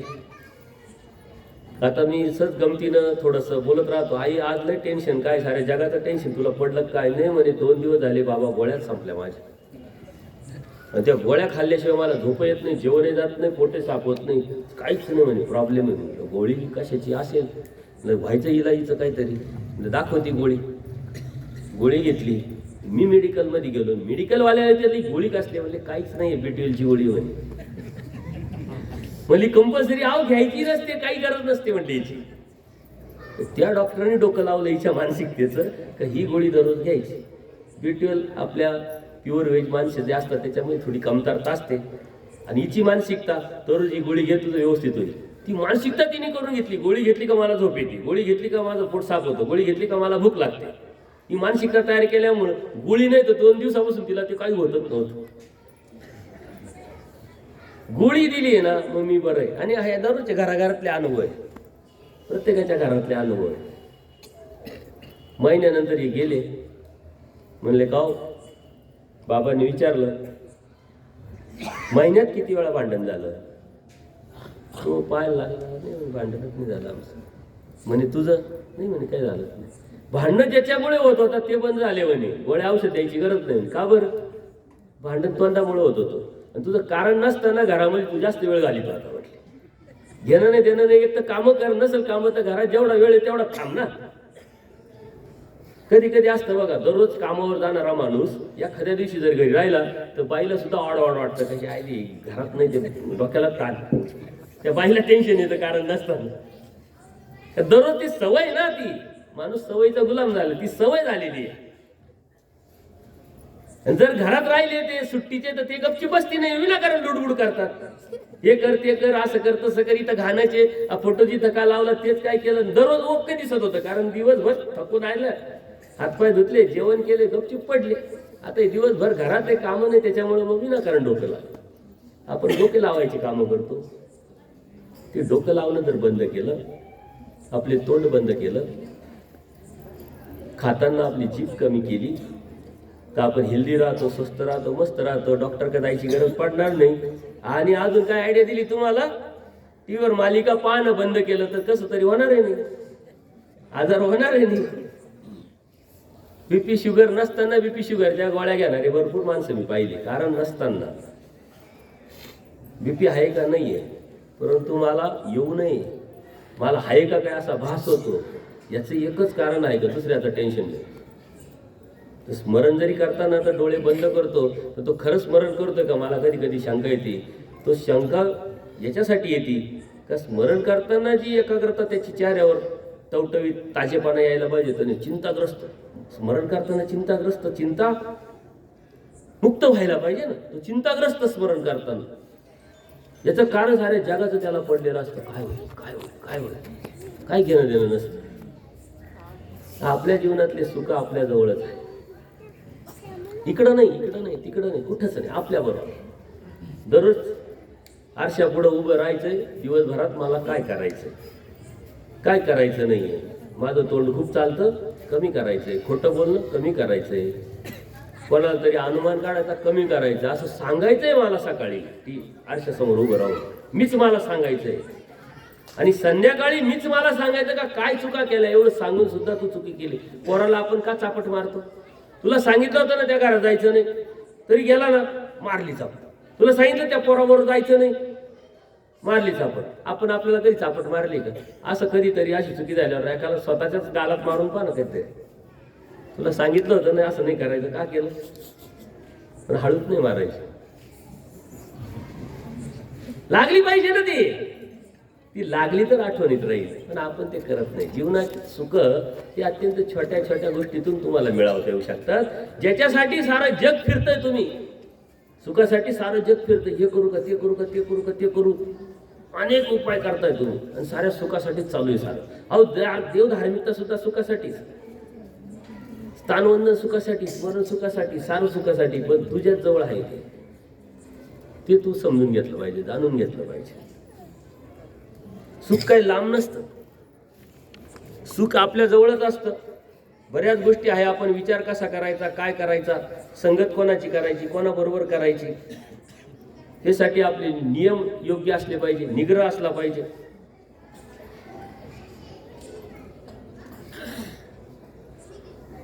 आणि हे करत असताना आपण आपल्या जीवनात डोकवलं पाहिजे. आपण आपल्या जीवनात कधी डोकवत नाही. मग डोकवतो मात्र, डोकवणं बंद आहे का आपलं. पण कुठं डोकवतो, दुसऱ्याच्या जीवनात, दुसऱ्याच्या घरात. इकडं काय चाललंय, तिकडं काय चाललंय. सारे डोळं आपलं सारं जग पाहतं, पण आपण आपल्याला कधीच पाहत नाही. दुसऱ्याच्या जीवनात जर डोकवणं बंद केलं तरी आपल्या जीवनातले 75% दुःख निघून जातं. काय करायचंय आपल्याला, असं जर म्हटलं, हा मंत्र जर आपण शिकलो, काय करायचंय आपल्याला, मी का त्याच्या जीवनात पाहायचं, मी का त्याच्यावर बोलायचं, मी का त्याला अनुमान करायचं, मी का त्याला जज करायचं, कशासाठी, तो कमी घेतलाय का, ते माझं काम आहे का. असं जरी केलं तरी तुमच्या जीवनात ते 100% दुःख निघून जाईल. परंतु एवढं सोपं आहे का. हे कशाने होणार आहे, परमेश्वराच्या ज्ञानाच्या जाणीवेत, परमेश्वराने दिलेल्या बोधात. त्या बोधाद्वारे आपल्या जीवनामध्ये आपण किती काय काय उतरवलं यातून. परंतु आपल्याला ती सवय पडलेली असते, प्रवृत्ती असते. माणूस सवयीचा गुलाम असतो, सवय पडलेली असते. त्या सवयीची सवय आपल्याला झालेली असते, सवयीची सवय झालेली असते. त्यातून बाहेर पडणं सोपं नाही. बघा, तंबाखू खाणारे गावात बरेच लोक दिसतात. आणि टी व्हीवरती बऱ्याच मालिका किंवा काही पिक्चर्स काही असेल तर त्याच्या अगोदर, किंवा तो पिक्चरला जात असेल त्याच्या अगोदर ती एक ॲडव्हर्टायझिंग येते बघ. तंबाखू खात होतो, त्याला कर्करोग होतो, त्याचं सारं थोबाड फाडलं, हे केलं, ते केलं. त्याच्यावर सुद्धा, सिगरेटच्या याच्यावर, पाकिटावर सुद्धा साऱ्या जगाला माहीत असतं का दारू पिल्याने काय होतं, व्यसन केल्याने काय होतं. परंतु तरीही तो त्यातून बाहेर पडू शकत नाही. का, त्याच्या सवयीच सवय त्याला लागलेली असते. कधीतरी गंमत म्हणून केलेली सुरुवात, ती गंमत म्हणून त्याच्या मानगुटावर बसलेली आहे. तशी ही गंमत म्हणून आपण कोणावर तरी गंमत करतो, कोणा चेष्टा करतो, कोणाचं मन दुखवतो, कोणावरती चर्चा, ही गंमत म्हणून चालू असतं. नॅचरल आहे. यातून वाद, यातून भांडणं, यातून दुःख, आणि यातूनच आडी अडचणी आपल्या जीवनात येत असतात. म्हणून दुसऱ्याच्या जीवनात जर डोकवणं बंद केलं तर खूप सोपं होऊन जाईल. वेळ तर भरपूर झालेला आहे. आपण एखाद्याने आपल्याला काही एखादी गोष्ट सांगितली, आपण शब्दाचा अर्थ घेतो, त्याच्या पाठीमागचा इतिहास काय, त्याचा समज काय, त्याची भावना काय, त्याचा हेतू काय, कधीच पाहत नाही. देव म्हणतात खाण्यापिण्यात दोष नाही, बोलण्यात दोष नाही, राहण्यात दोष नाही, वागण्यात दोष नाही. मग दोष कशात आहे, दोष हेतूत असतो. तुमचा हेतू काय आहे, जोपर्यंत तुम्ही हेतू समजून घेत नाही तोपर्यंत तुम्हाला त्याच्याविषयी वाईटच वाटणार. कोणीतरी गमतीनं आपली चेष्टा करतो, पण त्याचा हेतू काय, कोणीतरी काहीतरी बोलतो त्याचा हेतू काय, कोणीतरी काहीतरी सांगतो त्याचा हेतू काय, थोडीशी वेळ जाऊन दिली, स्पेस निर्माण केला, त्याला समजून घेतलं, याचं कारण काय हे विचारलं, तर आपल्यातलं जे मनातलं दुःख आहे त्याची तीव्रता जी आहे ती खूप कमी होऊन जाते. ज्या व्यक्तीनं आपल्यावरती बोललाय, ज्या व्यक्तीनं आपली चेष्टा केली, ज्या व्यक्तीनं आपल्याला काहीतरी बोलल्यामुळे दुःख होतंय, त्याच व्यक्तीला जाऊन विचारणे आणि हेतू विचारणे की बाबा तू असा बोलला, असा वागला, असा राहिला, अशी चेष्टा केली. पण आपण तसं करतो का? आपण जज करतो ना, आपण जजमेंट लावतो का नाही नाही तू नालायक आहे, त्यांनी अशी चेष्टा केली म्हणजे ते मला खाली पाहण्यासाठीच, मला दाखवण्यासाठीच. त्याला कधीच विचारत नाही, परंतु त्याच्यासाठी त्याच्याविषयी आपल्या मनामध्ये ग्रह निर्माण केलेला असतो. दोन बाया वेगळ्या बोलत असल्या तरी हिच्या मनात तिसरी शंका येते, माझ्याविषयीच बोलत असते. तू कोण आहे? आमदार आहे का, खासदार आहे का, कलेक्टर आहे? कोण तुझ्याच विषयी बोलत असते? मी कोण आहे हा प्रश्न जर मला विचारला तर आपलं अस्तित्व आपल्याला माहीत असतं आणि मी अशी कोण आहे का माझ्यावरती चर्चा करतील, मनातून निघून जाईल. परंतु आपण कोणाला तरी सांगण्यासाठी नाही, आपण आपल्या मनामध्येच आपल्याविषयी ग्रह निर्माण केला असता, आम्ही कोणीतरी विशिष्ट आहोत, VIP आहोत. परंतु ज्ञानाने नम्रता येईल, ज्ञानाने आपलं अस्तित्व निरून जाईल. आपण आपल्याला विसरलो पाहिजे आणि आपण आपल्याला विसरण्यासाठी तो बाहेरचा तो आत येतो ना, आतला तो आपल्या आत आला पाहिजे, तर आपण विसरतो. आपण आपलं विसरतच नाही, कधीच विसरत नाही, कोणालाच नाही विसरत. आपलं अस्तित्व अबाधित राहण्यासाठी, टिकवण्यासाठी, लोकांना समजण्यासाठी, लोकांना कळण्यासाठी सतत ही धडपड चालू असते आणि त्याच्या मागच सुख आणि दुःख अवलंबून असतं. म्हणजे आपण काय विचार करतो, कसा विचार करतो, त्यावरती या साऱ्या गोष्टी अवलंबून असतात. आपल्या जीवनामध्ये स्पष्टता, पारदर्शकता असली पाहिजे. आज सकाळी आपण काही एखादं व्यक्त केलं ना तर दुसरा म्हणतो याचं काय खरं नाही, काल तर असा बोलत होता.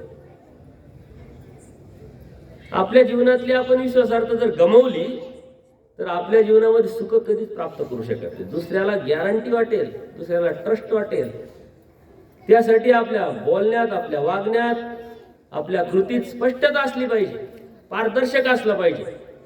माणसाला माणसाची गॅरंटी वाटली पाहिजे का नाही, त्यांनी शब्द दिलाय, तो बोललाय ना, यस, याच्या व्यतिरिक्त आता काही असूच शकत नाही. परंतु आपल्या घरच्यांना गॅरंटी नसते, त्याचं काय खरं आलंय म्हटले, त्या देवाला कशी गॅरंटी येईल आपल्याविषयी?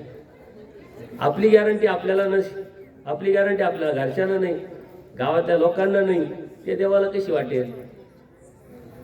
आणि ज्यावेळेस आपली जीवनातली विश्वासार्हता आपण गमावतो ना, त्याच वेळेस आपल्या जीवनामध्ये दुःख यायला सुरुवात होते. कारण कधीतरी जाणीव होते त्याला, अरे आपल्यावर कोणीच विश्वास ठेवत.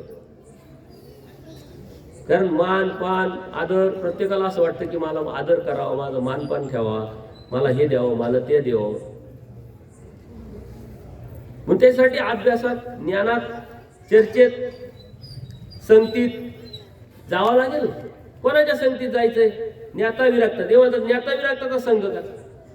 जो ज्ञानी आहे. पण ज्ञानाच्या नंतर विरक्तता आली पाहिजे, त्याग आला पाहिजे. ज्ञानाच्या खूप गप्पा करतो, पण त्याग म्हटलं का त्याचा हात कापतो. ते ज्ञानी विन वैराग्य काय करावे बापिया म्हटलं. वैराग्य आहे पण ज्ञान नाहीये. पण वैराग्य विन ज्ञान काय कामच आहे? वैराग्य आहे पण ज्ञान नाही, ज्ञान आहे तर वैराग्य नाही, दोन्ही कामाचं नाही म्हटलं. जिथं ज्ञान आहे तिथं विरक्तता असली पाहिजे. अशा माणसाच्या संपर्कात जा का जो परमेश्वराच्या चर्चा करत, होकारात्मक विचार आपल्याला मांडल, जीवनातले अनुभव आपल्याला सांगल, आपल्याला दिशा देईल, आपल्याला प्रेरणा देईल. अशा माणसाच्या संपर्कात गेलं तर सुख तुम्हाला लगेच यायला सुरुवात होईल. जो खोटी खोटी तुमची स्तुती करेल याच्या संपर्कात नाही राहायचं, आपल्याला तोच आवडतो. म्हणून संत निंदकाचे घर असा विषय झाली, तो निंदक आपल्याला कधीच आवडत नाही, परंतु तोच आपला दिशादर्शक असतो, तोच आपला हितचिंतक असतो. आपली चुकी आपल्याला दाखवतो. जो आपली चुकी आपल्याला दाखवतो त्याच्या संपर्कात जा. आपण आपली चुकी दाखवण्याच्या संपर्कात कधी जात नाही. गोड गोड बोलणारे, खोटी खोटी स्तुती करणारे ते आपल्याला आवडतात, त्याच्या संपर्कात जातात. म्हणून आपल्या जीवनात दुःख आहे. आपला संपर्क कोणाबरोबर करायचा, कोणाबरोबर बसायचं, कोणाबरोबर दोस्ती करायची, कोणाबरोबर प्रवास करायचा, हे जेव्हा चॉईस पक्की होईल ना तुमची, जो धर्मावर बोलेल, शास्त्रावर बोलेल, चांगलं बोलेल, होकारात्मक बोलेल, काहीतरी चांगलं सांगेल आणि आपली चुकी पण दाखवेल, तो तुमच्यासाठी सुखाचा पाझर आहे, तो तुमच्यासाठी सुखाचं साधन आहे. दुःखाचं साधन आपण आपल्याबरोबर घेऊन फिरतोय. पूर्वी लोक म्हणायचे माणसाला, व्यक्तीला, एखाद्याला ओळखायचं असेल तर प्रवास करून बघा म्हटले, आणि व्यवहार करून बघा. व्यवहाराने त्याची नियत कळते आणि प्रवासाने त्याचा स्वभाव कळतो. स्वामी श्री चक्रधर म्हणतात, ज्ञाता विरक्ताचा संघ. नुसत्या मोठ्या करणाऱ्याचा संघ नाही पाहिजे म्हटले. मीच कसा मोठा असा दाखवण्याचा संघ नाही पाहिजे. हे तर दांभिक लोक आहे, जे नसताना दाखवण्याचा प्रयत्न करतात, नसताना सांगतात, नसताना बोलतात. हे सर्वात समाजातले दांभिक लोक आहे. या दांभिक लोकांना आपल्याला ओळखता आलं पाहिजे. आणि हे कधी होईल, जेव्हा तुम्ही तुम्हाला ओळखाल. मला काय पाहिजे, माझी चॉईस काय, मला काय आवडतं, आणि सुखासाठी जर मी प्रयत्न करतोय तर माझे सुख कशात दडलेले, कशात लपलेले.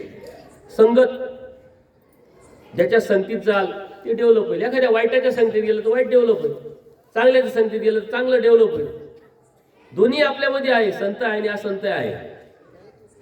दररोज सिगारेट पिणाऱ्याच्या संगतीत तुम्ही गेले, नाही आम्ही पित नाही, आम्ही पित नाही, कधीतरी तुम्ही प्यायला लागल, एवढं मात्र नक्की का तो तुमच्या संगतीनं सुटणार नाही, सोडणार नाही, तो तुम्हाला पाहिजे. कारण हा दांभिकपणा जो आहे ना, वाईट प्रवृत्ती जी आहे ना, ती स्ट्रॉंग असते. ती सहजासहजी मान्य करत. कौरवांचं आज आपण ऐकतो दांभिकपणा आहे, दृष्टपणा आहे. तिथं स्वामी कृष्ण महाराज होते, कितीतरी आश्चर्य गोष्टी त्यांच्या समोर होत होत्या. जेव्हा श्रीकृष्ण महाराज शिष्टायला जातात, शिष्टायला गेले तर दुर्योधन, त्याचा मामा शकुनी, बाकीचा सारा दरबार भरलेला असतो. आणि श्रीकृष्ण महाराज काय सांगतात, कशाला भांडण करता, कशाला वाद करता. आणि वाद मिटवायसाठी गेले होते श्रीकृष्ण महाराज, का तुमची जिरवायची आहे याच्यासाठी गेले होते. लक्षात येत नाही. तुम्ही जेव्हा आत जाल तेव्हा देव म्हणता म्हणता काय म्हणतात, अरे कशाला भांडण करता, तुम्ही असे हारणारच आहे. आता असा युग जर हाट केला तर तो काय करणार.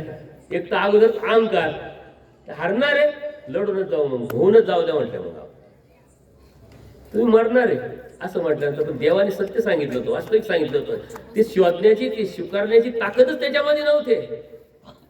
म्हणजे जाऊ द्या, वाडा जाऊ द्या, निम्म जाऊ द्या, 75% जाऊ द्या, 5 गावं द्या म्हटले. ते सुद्धा नाही म्हटले. सुईच्या टोकावरच बी देणार नाही म्हटले. 5 गावायचं काय घेऊन बसलं. म्हणले मी आलो शिष्टाय करायला, तुम्ही म्हणू नका परत आले नव्हते, सांगितलं नव्हतं. वॉर्निंग द्यायला आलो अप्रत्यक्षरित्या, तुमचा कार्यक्रम होईल बघा.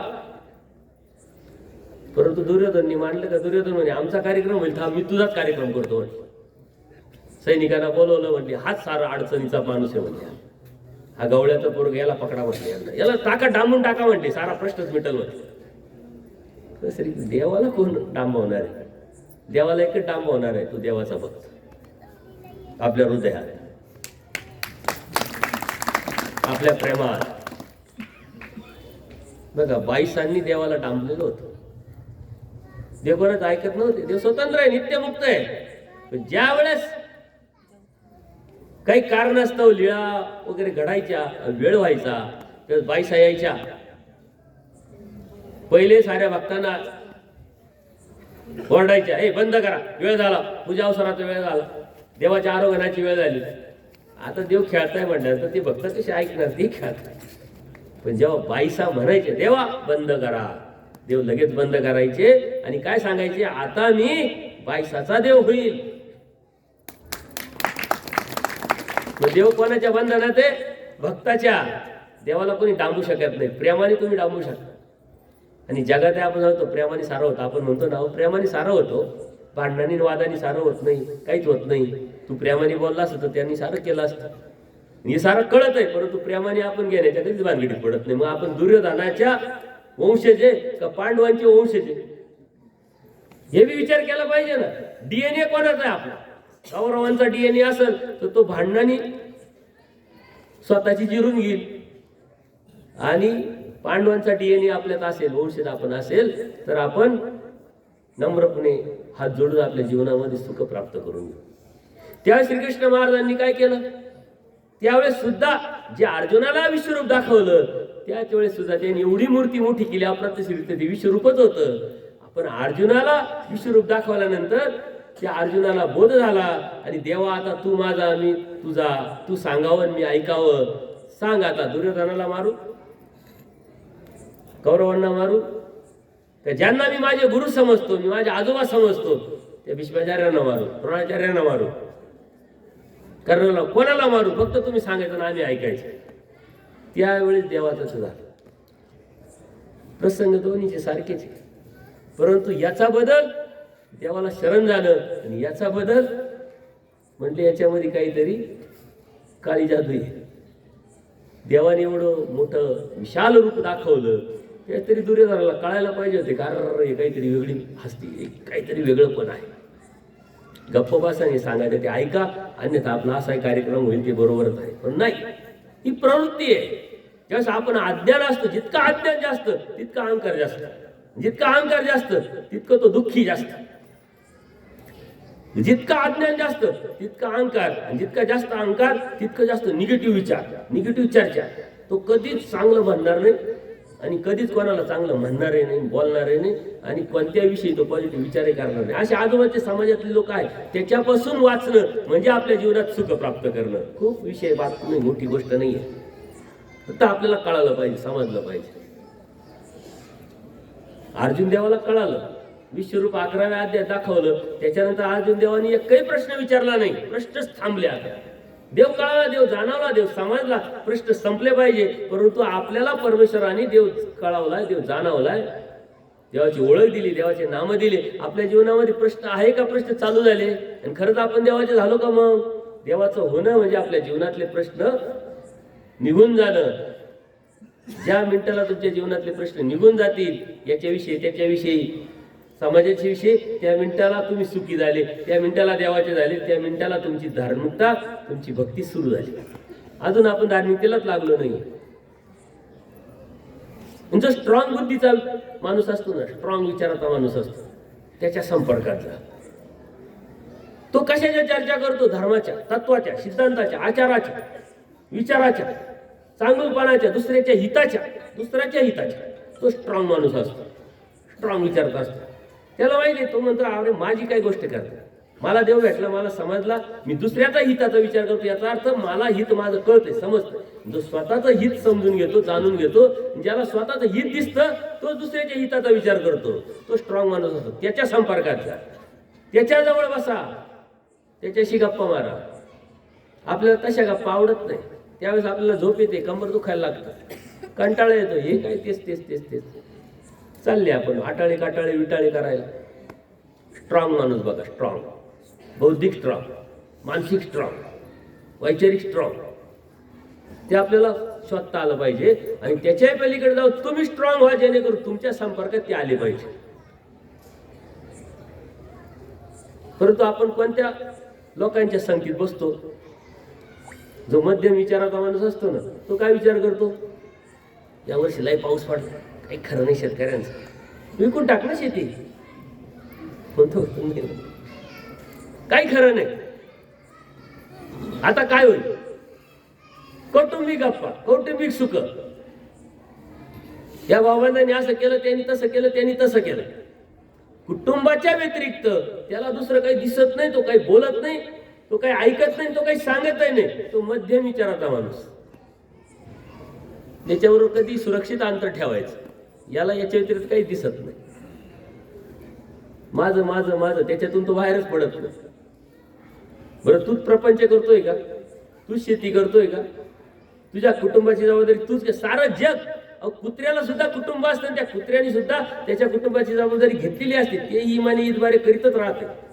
डिस्कवरी चॅनल मध्ये पहा, मुंगी बघा. तुझं काय घेऊन बसलं? तुझं तेच जग बघ किती मोठं आहे. तू स्वतःचा विचार करतो, तू स्वतःसाठी जगत नाही. तू दुसऱ्याचा विचार करतो, तू स्वतःसाठी जगतोय. लक्षात घ्या, त्याच वेळेस सुख प्राप्त होते तुम्हाला. थोडक्यात काय, सामाजिक नेचर असलं पाहिजे, हेल्पिंग नेचर, मदत करण्याची प्रवृत्ती. एखाद्याने एखादी वस्तू आपल्याला मागितली का आपल्याला लगेच विचार करतो का मी 10 वर्षापूर्वी याच्याकडे एक वस्तू मागितली, त्याने दिली नव्हती. त्या 10 वर्षाच्या नंतर त्याने 1000 वेळा मदत करायला राहते, तो विसरलेला राहतो. आपण विसरत नाही. काय विसरायचं, काय आठवणीत ठेवायचं?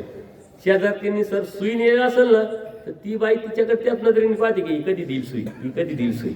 50 वेळा भेटीवर राग, हिला कसं बोलावं तर राग आहे, पण ही आठवती का नाही. मग ती दुसऱ्या गोष्टीनं काहीतरी विचार करते.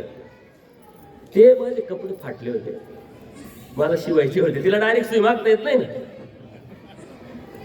नट सम्राट पिक्चर तुम्ही पाहिला असेल, त्या नट सम्राट पिक्चर मध्ये एक सुंदर असं एक दृश्य आहे, अत्यंत महत्वाचं. प्रत्येक गोष्टीतून चांगलं घेता येतं, प्रत्येक गोष्टीत एन्जॉय करता येतं, प्रत्येक गोष्टीत सुख पाहता येतात. ती जी नट सम्राट जो आहे त्याची मुलगी, त्याला मुलगा असतो, एक मुलगी असते, परंतु ती सारी इस्टेट ती वाटून देतो. आणि मुलाकडे काही दिवस राहिल्यामुळं त्यांचं वागणं बोलणं जरा मोकळं असल्यामुळं ती सून म्हणते की माझ्या मुलांवर त्यांचा परिणाम होईल, हे काही शिकवतात म्हणजे नाता नातीला. त्याच्यामुळं मग तो निघतो, स्वाभिमानी असतो, तो मुलीकडे येतो. तो म्हणतो मुलगी माझी चिऊ, माझी काऊ, माझी परी, ही मला नीट सांभाळेल. तो मुलीकडे येतो. मग मुलगा ते जावई इंजिनियर असतो, पैशाची सदनता असते, आणि तो काहीतरी मिटिंगच्या हिशोबाने तो जावई बाहेर गावी चाललेला असतो. आणि तो बायकोला सांगतो का त्या कपाटातले पैसे मला दे आणून. तिनं काढले पैसे, त्याच्या कोटात पण टाकले, पण तिच्या लक्षातच आलं नाही का मी याच्या कोटात पैसे टाकलेले, कोटमध्ये. तिच्या लक्षात येतं की मी पैसे आणले, या टेबलवर ठेवले, आणि ते टेबलवरचे पैसे गेले कुठे. आता घरात कोण कोण आहे, नवरा बायको, एक नौकर आणि आई वडील, 5च माणसं. नवरा तर चोरण्याचा विषय नाही, मी आणले हे मला आठवतं. नोकरावर डाऊट घेण्यासारखं नाहीये, कारण नोकर 10 वर्षापासून इमानदार, पण तरी त्यांनी नोकराला टच केलं, विचारलं. नोकराला डायरेक्ट विचारता येतं. तो म्हणतो आज माझे सारं आयुष्य गेलं आणि इथं पैसे तुम्ही ठेवले, मी पाहिले नाही, मी फक्त पेपर उचलला, बाबांना नेऊन दिला, मला माहितच नाही. अजून कोण आलं होतं, तू आला होता, तू पेपर घेऊन गेला. मग दुसरं कोण आलं होतं, बाबा आले होते. आता आई बाबांना कसं विचारायचं का पैसे चोरले का. मग तिनं सुरुवात काय केली, माझं जे म्हणजे स्वेटर विणण्याचं जे काय असतं ना म्हटले, तो दोरा कुठे ठेवला माझ्या लक्षातच नाही. इकडं शोध तिकडं शोध, असं गावात घरात शोधत शोधत शोधत ती त्यांच्या रूम मध्ये जाते. माझं हे बघितलं का, आईला विचारते. नाही म्हणे, काही बघितलं नाही, तू काल शिवित होती तिथंच होतं असेल बघ. नाही ना म्हणे, सगळी का बघितलं नाही. मग ही ट्रंक कुठे आहे, हे कपाट कोणाचं आहे, ते कपाट खोलती पाहते, हे ट्रंक खोलती पाहते. अगं म्हणे तुझं ते काय येणार आहे आमच्या कपाटात, आमच्या या पेटीमध्ये, यांच्या डोक्यातच काही नाही विषय. जाते तिकडं तक करते, आणि कपाट उघडताना तिच्या लक्षात येतं का तिथं पैशाचा एक बंडल असतो. तिला वाटतं हेच पैसे यांनी चोरले, आणि इकडं येऊन ती कटकट करायला लागते. यांना पैसे चोरायचे होते तर मला सांगितले असते, मी दिले असते, असं तसं. आणि हे जेव्हा ते वडील तिच्याकडे जातात, ते कानावर ऐकतात, त्यांना दुःख होतं. अरे, आणि तो सांगायला लागतो म्हणे बोलूच नका. ती एकदम चिडायला लागते, बोलायला लागते, बरेच गोष्टी होतात त्या. पण नंतर अचानक तो जावई समजावतो की जाऊ दे, झाले ते झाले, पैसे काही कुठे गेले नाही, पैसा महत्वाचा नाही, माणसं महत्वाचे आहेत. आणि मग ते आता सांत्वन करण्याच्या उद्देशाने जातात, सहज पटामध्ये हात घालतात. पैसे, अरे पैसे, वेळ निघून गेली,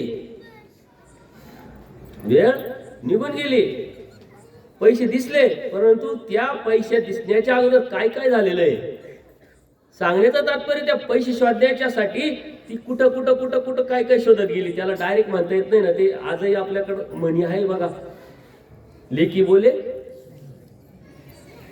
लेकीला सुनांना लेकी जर म्हटलं तर किती सोपं होऊन जाईल बघा बरं. लेक कोण आहे तुमची, पण ती गेली कुठं, दूर गेली. ती आता सून झाली. सून आहे ती होती कुठं, आली कुठं, ती लेक झाली. फक्त विचारात बदल करायचा आहे, बाकी काही नाही. नजरेत बदल करायचा, दृष्टीत बदल करायचा आहे. सुखच सुख आहे. त्या सुनेला मुलगी म्हणा आणि मुलीला सून म्हणा. बाई तू 2 महिन्यांनी येते, 4 महिन्यांनी येते, ही माझी दररोज बसती माझ्याजवळ, हीच माझी आता सुख दुःखाला आडी अडचणीला. तुझी पळी येते, एकदा लाड करून निघून जाते, वरून आमच्या घरातही भांडणं लावून जाते. तू अशीच का वागती, तू तशीच का वागत. परंतु सासवायचे बी विचार बदलले, परंतु सुनांचे विचार बदलले पाहिजे. तू सोडून कोणाला आली? आईला. जी दूर राहती ना विचारांनी, शरीरानी, मनानी, ती सासू राहती. जवळ आहे ती आई राहते. आता सासवाला आई समजा आणि आईला सासू समजा. फक्त विचारात बदल करा. बघा सुखच सुख आहे. तुमचं घर नंदनवन होऊन जाईल. तुमचं घर खऱ्या अर्थाने घर दिसेल. वाद मिटतील, शांतता मिटतील आणि यांचं टेन्शन सारं कमी होऊन जाईल. केस ओढण्याचं प्रमाण बायांचं असतं का माणसांचं असतं? ऑलरेडी हे जबाबदारी घेणारी राहतात, पैसे कमावणे राहतात, कमावणारे राहतात. यांचे केस का बरं उडायला पाहिजे? हे तुमच्या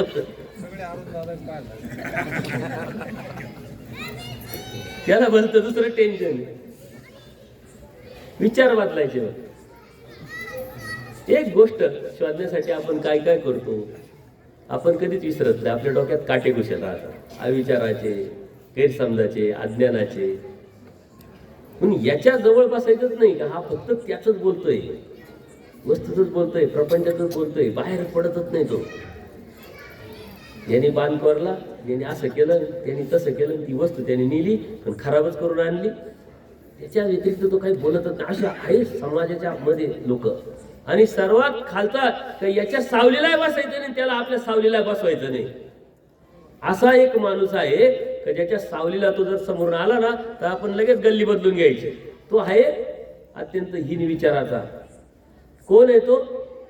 याच्या त्याच्या कुटाळ्या काटाळ्या निंदा नालस्त्या करणारा.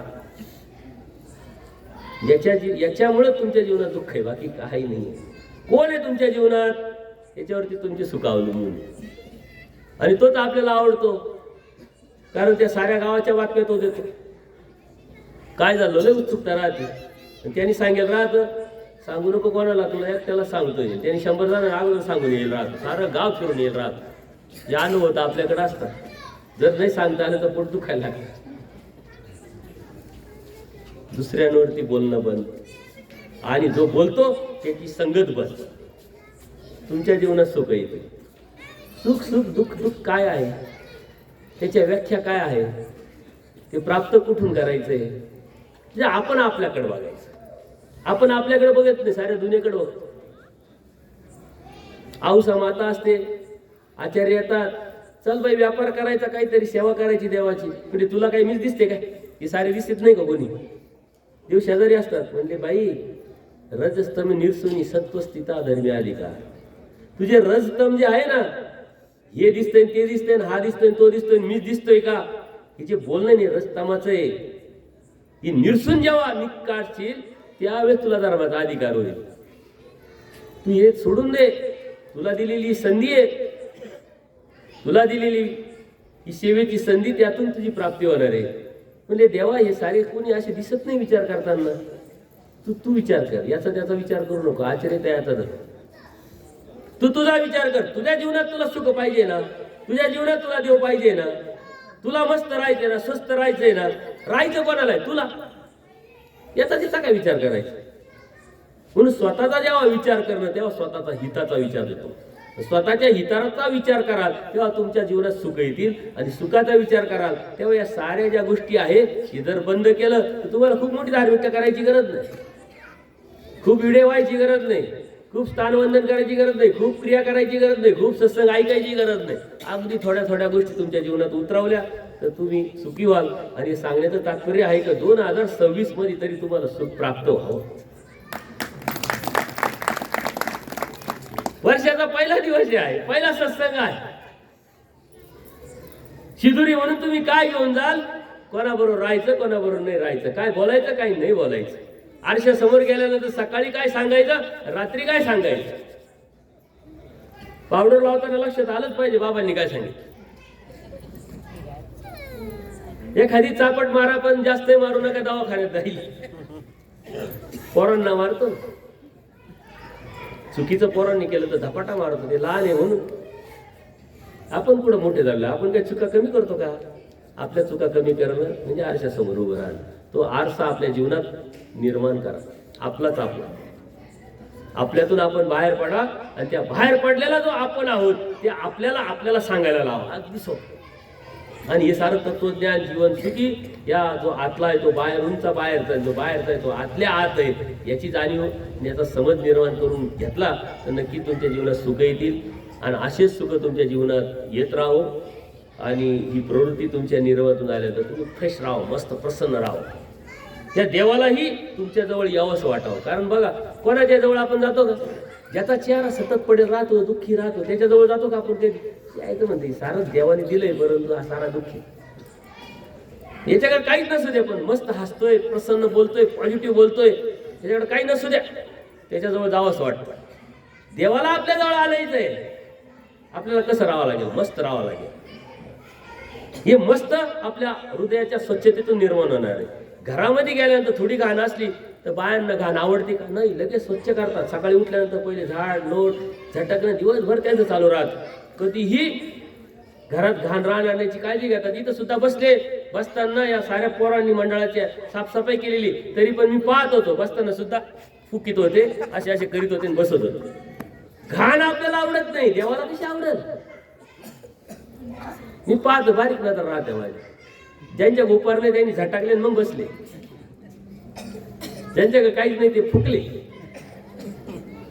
घाण काहीच आवडत नाही, देवाला कशी आवडत? आपलं जीवन स्वच्छ सुंदर, मन दृष्टी बुद्धी जेव्हा स्वच्छ कराल तुम्ही, तेव्हा देव पण येईल. आणि जेव्हा देव येईल त्याच वेळेस खऱ्या अर्थाने तुमच्या जीवनात सुख येईल. त्या 2026 मध्ये देव तुमच्या हृदयात यावा आणि एवढं स्वच्छ तुमचं हृदय तुम्ही करावं, एवढ्या शुभेच्छा देईल. सर्वज्ञ श्री चक्रधर स्वामी दंडवत हो.